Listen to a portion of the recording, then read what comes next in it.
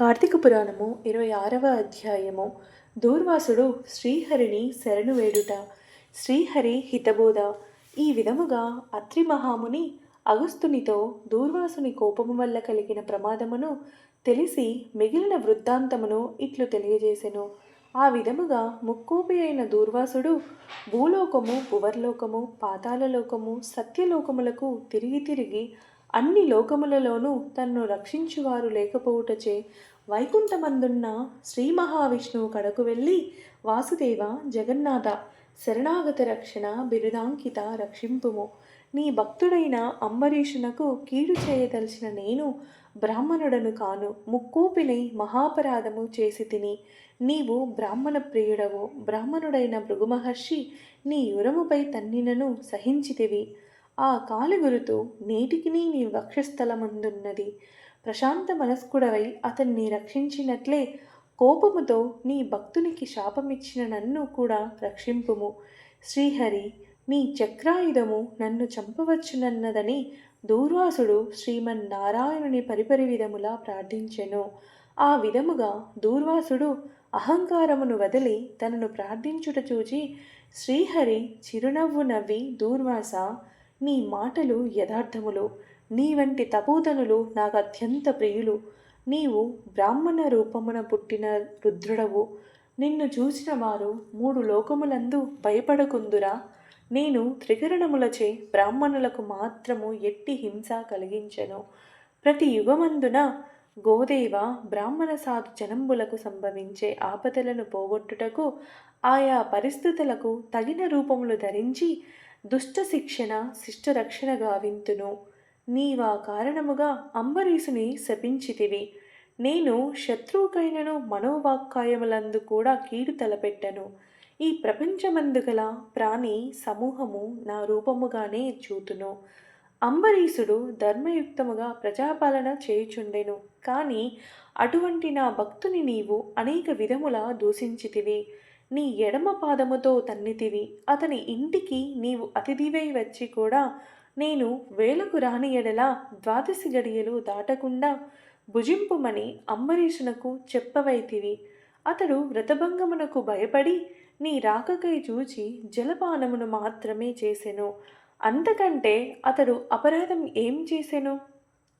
చాతుర్వర్ణముల వారికి భోజన నిషిద్ధ దినములందు కూడా జలపానము దాహశాంతికిని పవిత్రతకును చేయదగినదే కదా. జలపానమునరించిన మాత్రమున నా భక్తుని దూషించి శపించితివి. అతడు వ్రతభంగమునకు భయపడి జలపానము చేసినాడు కానీ నిన్నవమానించుటకు చేయలేదే.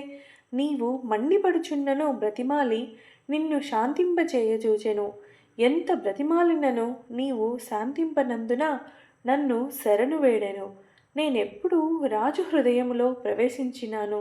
నీ శాపఫలము 10 జన్మలలో అనుభవించుదునని పలికిన వాడిని నేనే. అతడు నీ వలన భయముచే నన్ను శరణు వేడుచుండెను. కానీ తన దేహము తాను తెలుసుకునే స్థితిలో లేడు. నీ శాపమును అతడు వినలేదు. అంబరీషుడు నా భక్తకోటిలో శ్రేష్ఠుడు, నిరపరాధి, దయాశాలి, ధర్మతత్పురుషుడు. అటువంటి వానిని అకారణముగా దూషించితివి. అతనిని నిష్కారణముగా శపించితివి. విచారించవలదు. ఆ శాపమును లోకోపకారమునకై నేనే అనుభవింతును. అదెటులన్న నీ శాపములోనిది మొదటి జన్మ మత్స్యజన్మ. నేనీ కల్పమును మనువును రక్షించు నిమిత్తము సోమకుడను రాక్షసుని చంపుటకు మత్స్యరూపమెత్తుదును. మరి కొంతకాలమునకు దేవదానవులు క్షీరసాగరమును మదించుటకు మందర పర్వతమును కవ్వముగా చేయుదురు. ఆ పర్వతమును నీటిలో మునగకుండా కూర్మరూపమున నా వీపున మోయుదును. వరాహ జన్మమెత్తి హిరణ్యాక్షుని వధింతును. నరసింహ జన్మమెత్తి హిరణ్యకశిపుని చంపి ప్రహ్లాదుని రక్షింతును.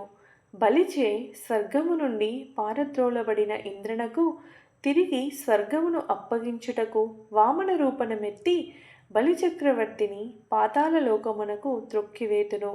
భూభారమును తగ్గించుటకు క్షత్రియులను చంపి బ్రాహ్మణుడనై జన్మించి భూభారమును తగ్గింతును. లోకకంటకుడైన రావణుని చంపి లోకోపకారము చేయుటకు రఘువంశమున రాముడనై జన్మింతును. విధవ యదువంశమున శ్రీకృష్ణునిగను, కలియుగమున బుద్ధుడగను, కలియుగాంతమున విష్ణు చిత్తుడను విప్రుని ఇంట కల్కి అను పేరున జన్మించి అశ్వరూఢుండునై పరిభ్రమించుచు బ్రహ్మదేశులనందరను మట్టుబెట్టుదును.